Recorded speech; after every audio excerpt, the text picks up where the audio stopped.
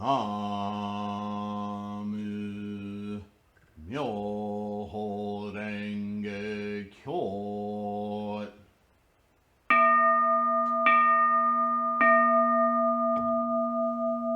나무 묘호랭개교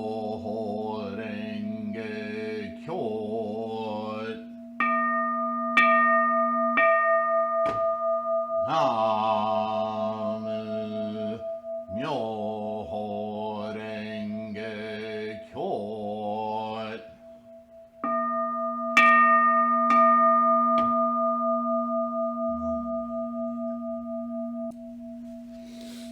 Hello everyone, Namu Myoho Renge Kyo. My goal is to make a short video, a response to a Q&A, response to an email that I received yesterday. I don't know if I can make a short response to this. On the one hand, I could make dozens of videos about this question.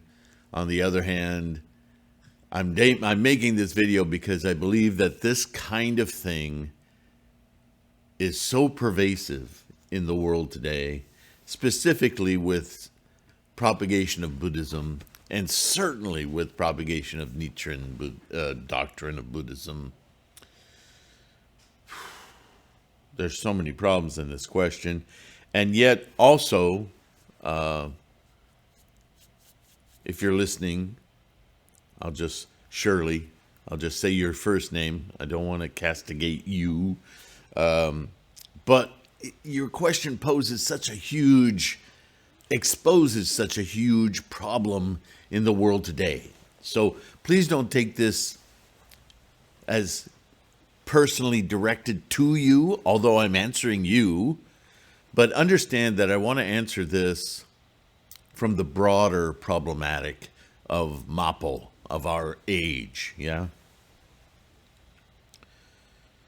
There's so much misinformation and misinterpretation. And what I want to start by saying is, we live, as I said, in the age of Mapo, the age of degeneration. So what does that mean in practical terms, right? We live, and you've heard me describe it as the age of distractions, the constant barrage, the monkey mind, right? We can go down the rabbit hole of the cell phones and the TVs and the ads, the incessant advertisings. But it's not just marketing of product, it's marketing of ideas. And certainly, if nothing else, the social media explosion of the last decade or so has obviated that we humans excel at myopic, channeled, very limited explosions of data that we treat as fact without analysis. And that's the biggest, to my mind, the biggest casualty of our constant distractions. It's not that we can't focus our minds, is that we've adapted and adopted an instant fact-making facility that's devoid of any analysis. That is incredibly dangerous. Dangerous, why? Because we convince ourselves of our own bullshit. Convinced to the point of violence. That's insane. There's nothing further from the goal of Buddhism than this rampant facility in sentient minds. And I'm not accusing Shirley, but I want to point to something, Shirley, that you have obviated in this question. And yes, I'm sensitive to the fact that when we write an email or we ask a question or make a comment, even in conversation one-to-one, we distill all the information we want to bring to bear into short statements. But therein lies the mechanism of the problem, doesn't it? Because in order to narrow things down into a verbiation, an exercise of linguistic, we cheat ourselves, both interlocutors, from analysis. So because I don't want to misquote it, and because this question is so... Okay, the question starts out with a statement, right? So when do we start a question with a statement? As human beings, we do this all the time. We make a statement in order to set the ground for what we're then going to exposiate on, yeah? In the ceremony in the air, the Lotus Sutra, Shakyamuni himself spoke of all the Buddhas and Bodhisattvas and their followers, voice hearers, cause awakened ones, kings, dragons, etc. Okay, so that sentence, yeah, absolutely correct. And I have had thousands of hours, but we're going to be approaching 1,000 videos on this channel, and a good portion of them speaks to this personages of skillful means in Buddhist teachings. So please, I'm going to assume Shirley knows, and all of you know, that all of the Buddhas and Bodhisattvas and voice hearers and all of that are qualities of mind, mental perception, that Shakyamuni was addressing with his sermon of the ceremony in the sky, the Lotus Sutra. He wasn't pointing to people and types of people and qualities. He was talking to those levels of mental cognition. Those are personages that he identifies with names or even types, like Buddhas. Well, we're all Buddhas. The universe is Buddha. Because Buddha is what? The energy of formation. It's why it's inherent in all of us. I've talked on this gobs of times, yeah? So we're going to assume, take it as read, that Shirley is absolutely accurate, but understand what that is. Now, the next sentence is interesting. We know Buddha's father, Buddha great universal worthy. And then it's capitalized, so maybe there's supposed to be a period here. My understanding is that there is only one acknowledged Buddha in this Saha world at a time, at this time. So I don't know what this time means.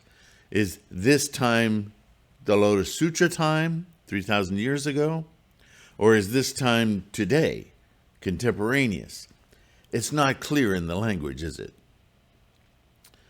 But beyond that language foible, the idea that there's one Buddha in the Saha world at a time is complete error.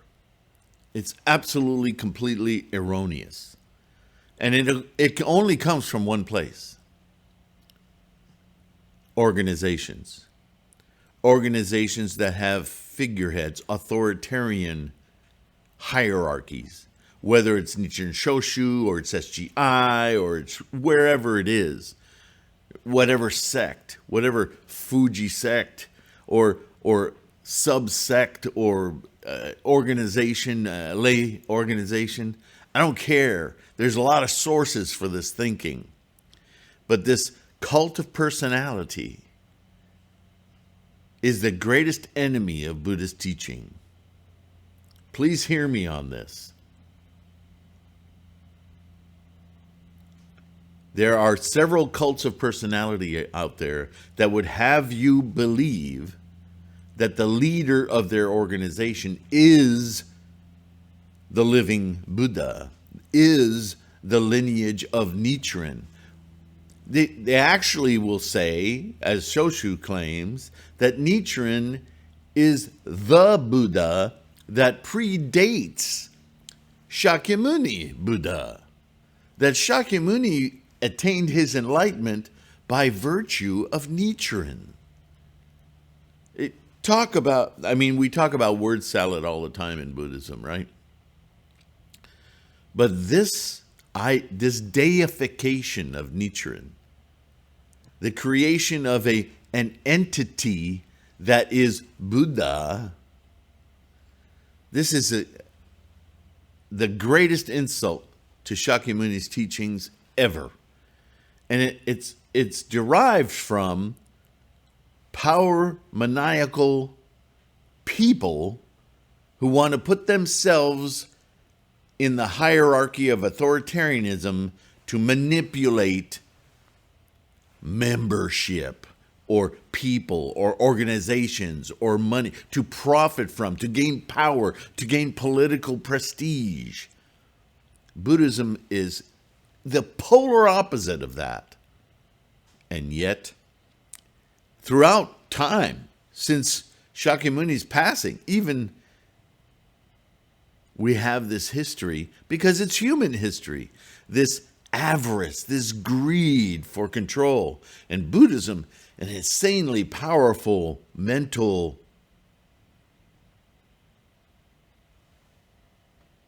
device, mental cognitive reasoning tool. It's ripe for the power hungry, isn't it? That's not what we want to do with our Buddhist practice. We want to enlighten our minds and experience our life to the full. That's what Buddhism is for. But as I said earlier, Buddha is not a person. It's not a deity. It's not an authoritarian, I will hand you Buddha. Buddha is in your mind, in all our minds, and it's in the plants, and it's in the entire universe. It is the energy of formation. This is why you and I can invoke it to disassemble that network of monkeys that's distracting us from knowing this powerful truth. So this statement, we know Buddha's father.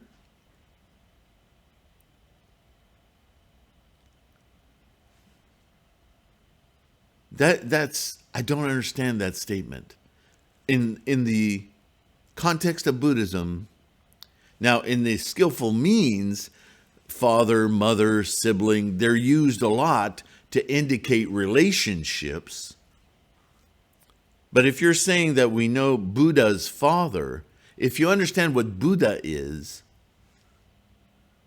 if Buddha's an entity, a person, then claiming we know the father is very vexing.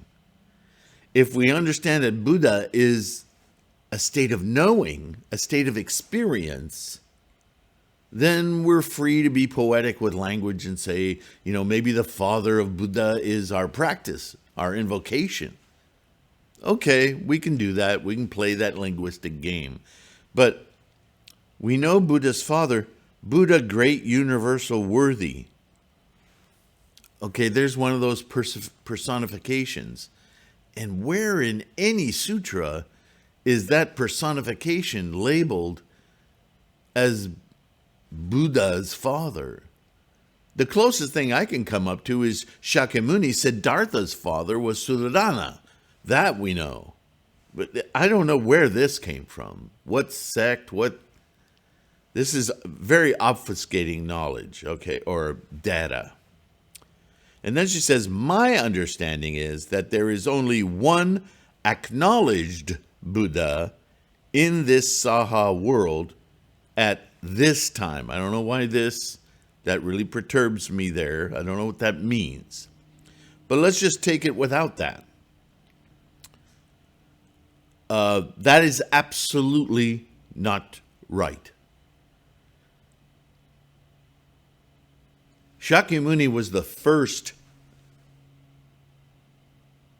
to experience Buddhaness, and he spent his life teaching at the levels of the people he encountered to raise their consciousness, their abilities, their capacity to understand how they could invoke Buddha as he had done.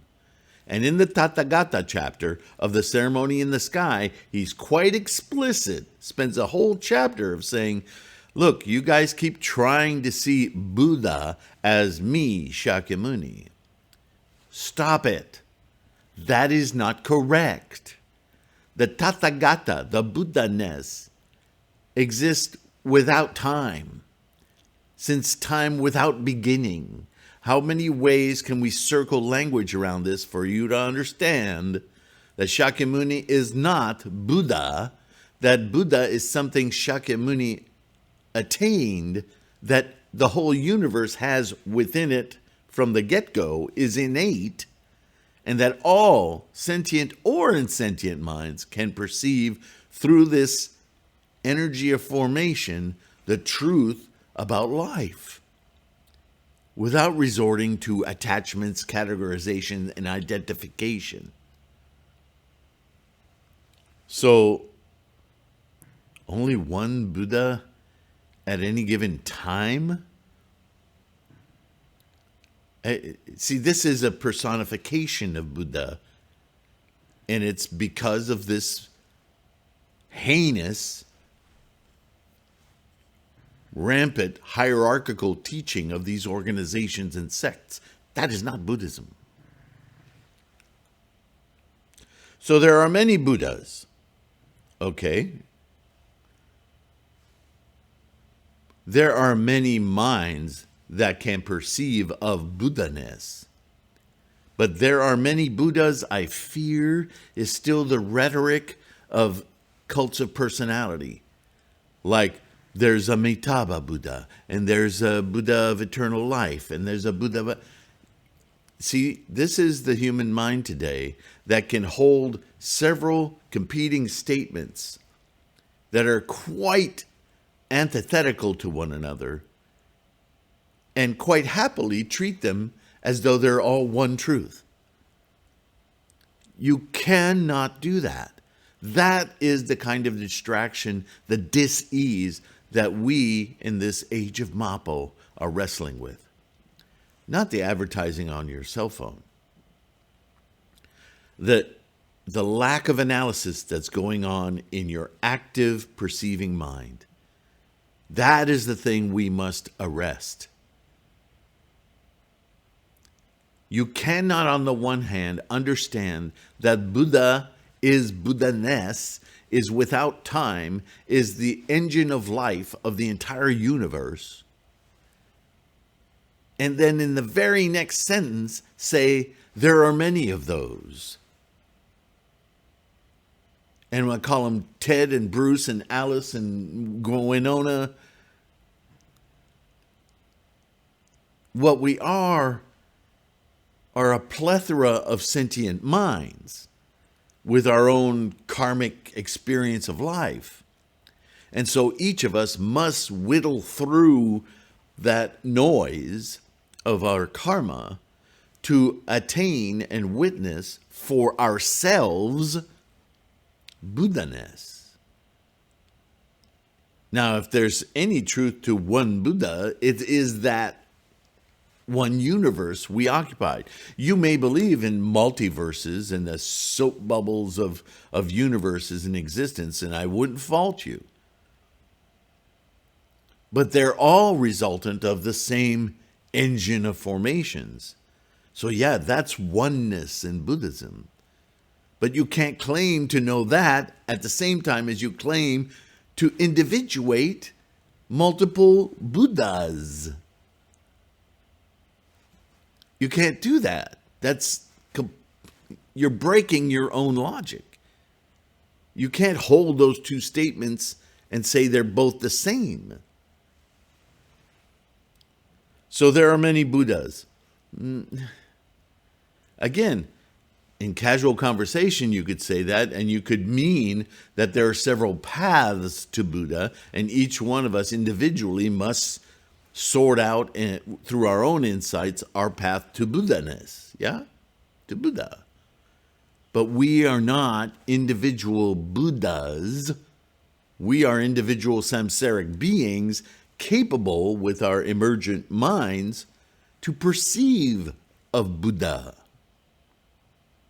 So you see, language is important, Shirley, and everyone else who would say something like this. So be very cognizant of what you're saying. So next, and this is what drives home the issue for me. And do you not believe that you exist as a Buddha, a thus come one of the three bodies? Now, you've heard me talk about this many, many times when it comes to the three bodies of Buddha, right? And that three bodies of Buddha is manifest when we chant Namo Myoho Renge Kyo, when we awaken the Buddhaness in our minds. We at once experience the Buddha Dharma, the Buddhaness, which is, in our samsaric form, quite an amazing reward, right? Or merit. So in Buddhism, that's identified as an aspect of the three bodies, right? We have the Dharma, the experience of Buddhaness. We have the reward of being able to experience with our sentient mind that liberatingness of Buddhaness.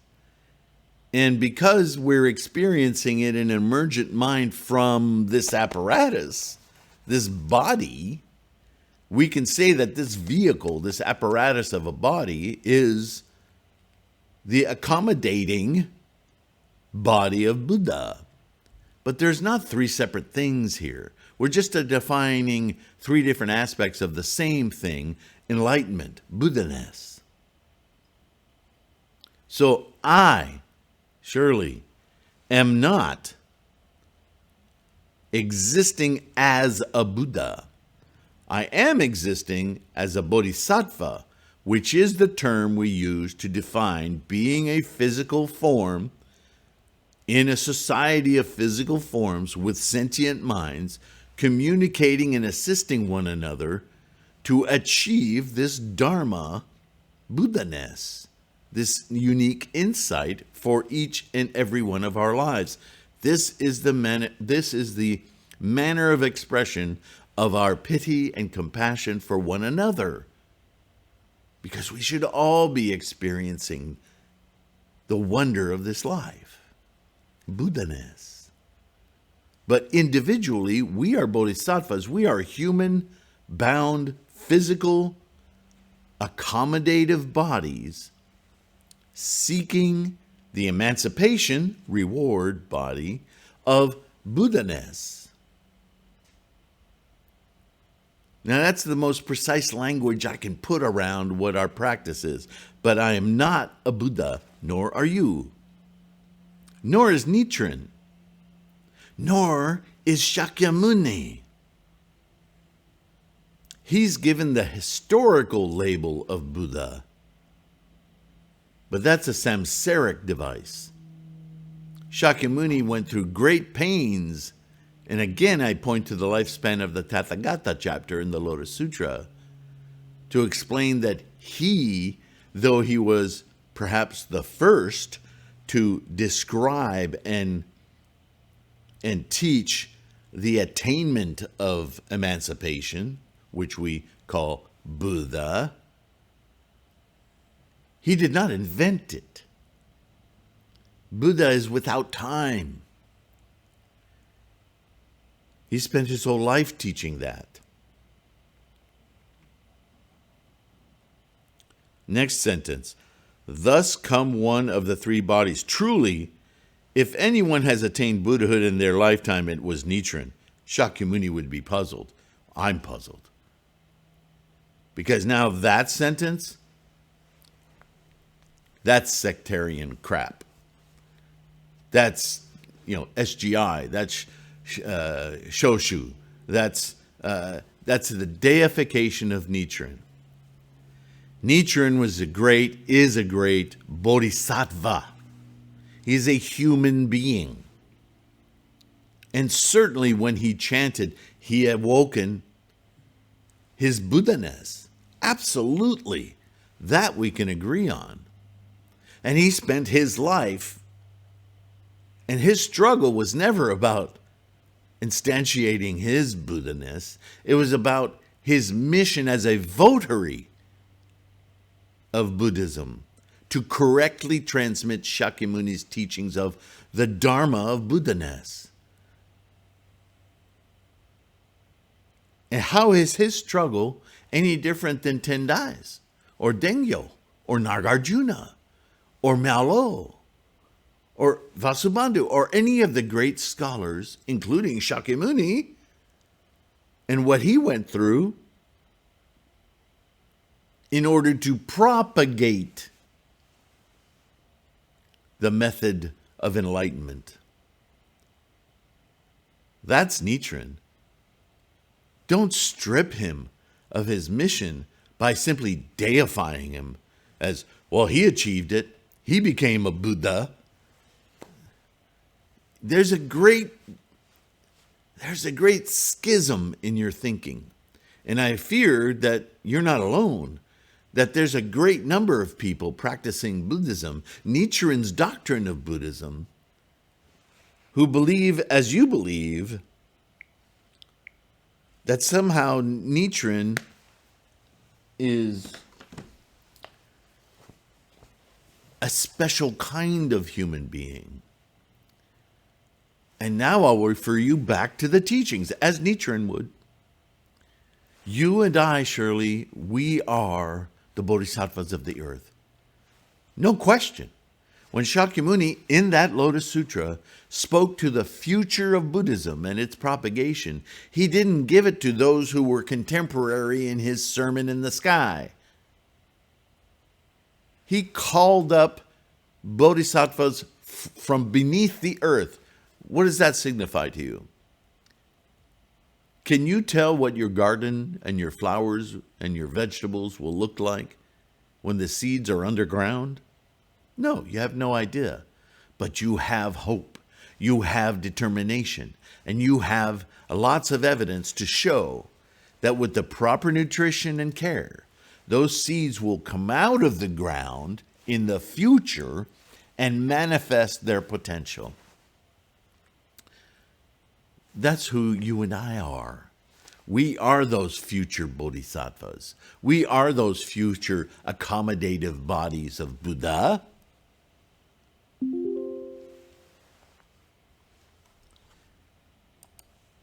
Who will propagate the Dharma for the reward experience of ourselves and everybody we meet. This is what we are. We are bodhisattvas, not Buddhas. Buddha is a state of mind. It's an achievement of perception and experience. It is not embodied in a human body. It is a mental body, a body of experience. So don't get confused about these terms. People who run organizations with hierarchies like that kind of deification because then they can take the mantle and have underlings do as they say. That's authoritarianism, and it does not belong in Buddhism. Buddhism is a self-emancipating experience. It owes nothing to anyone. Our hierarchy is life, the universe itself, and our window to it. Freed from the cacophony of distractions and possessions and losses and emotions. We live in that samsara. We don't begrudge it, but our attachment is a much greater experience of life. Do I think I'm a Buddha? What is that? I understand that I can bask in Buddhaness, and this world and everybody and everything in it becomes beyond words. And that fills my life, my Bodhi life, with joy and satisfaction. But there is no Buddha as in a physical entity called Buddha. And what Nichiren achieved in his life certainly was the same as his disciples achieved and his teachers achieved in their lives.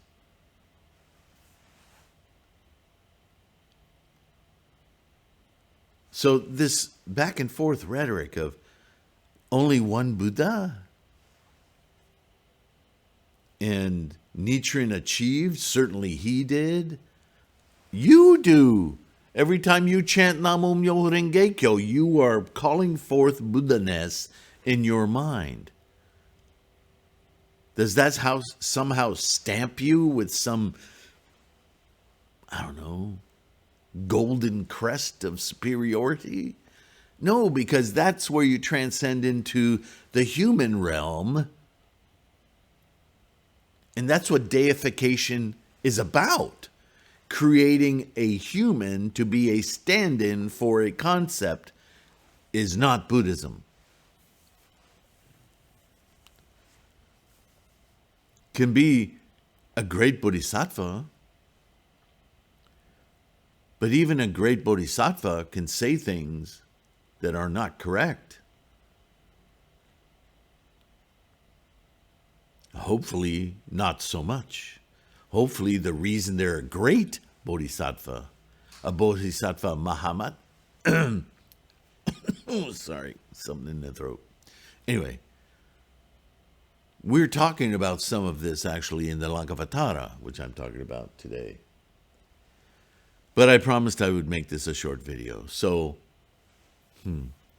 this struggle, and I empathize with you, Shirley.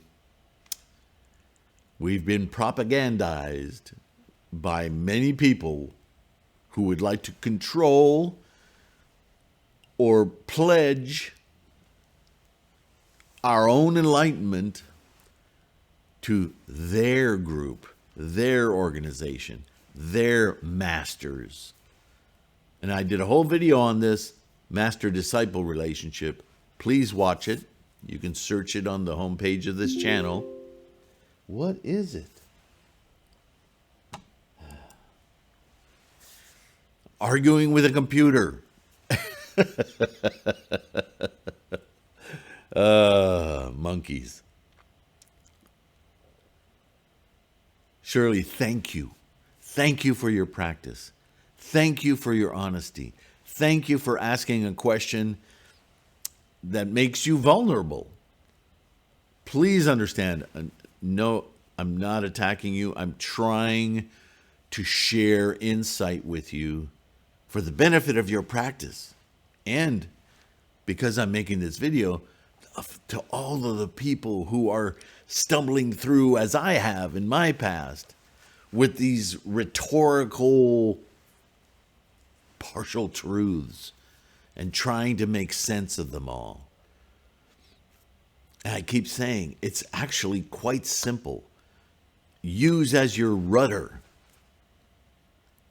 the Buddha experience, the Buddhaness capacity of your mind. Do not associate that with your human body, because that is not the accommodative body of Buddha. The accommodative body of Buddha is realized through our practice of invoking our Buddhaness. Then this body is transformed into the support of that mental achievement. Without that mental achievement, this body is just a bag of meat, a human wandering around the planet, running into walls.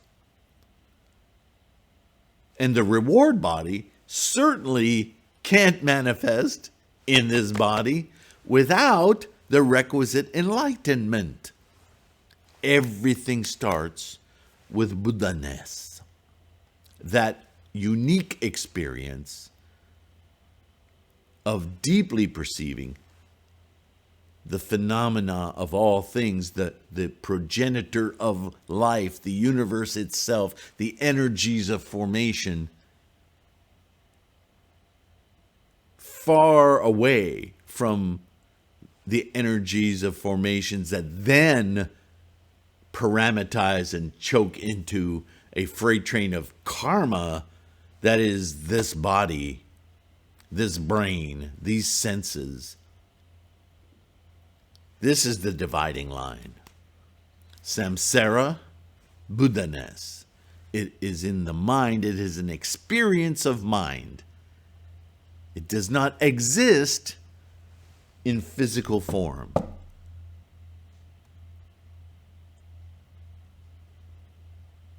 Look, I'm a painter. Let me describe it as that. Analogy. I put canvas on sticks of wood, I stretch it, and I slather paint on the canvas. The image, the painting, accomplished, then transforms the sticks, the canvas, the paint into something meaningful. Without the completed whatever image I've created, the support, which is what it's called in the arts, the support has no value. It's only once the achievement of meaning is placed upon that support does the support become the vehicle, the support for the meaning, the idea. It's the same thing with the human form, the human body, the human mind. Until we awaken Buddhaness, this is just a support, a canvas. It is not by its own nature, self-nature, remember, doesn't exist, any part of the three bodies of Buddha.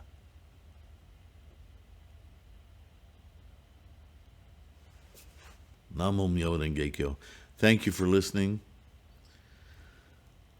I'm quite sure this touched most of you, if not all of you, in some way, because we exist in a world today that has been constantly barraged with not only information on everything, but specifically in Buddhism, with these hierarchical structures that want desperately for us to conceive of Buddhism. What is it? Go away. Calendar reminders. I'm not even hooked up to the internet. How is that happening? Anyway, thank you for listening. Namo Myoho Renge Kyo. Keep your practice strong. Thank you so much, Shirley, for asking such a provocative question.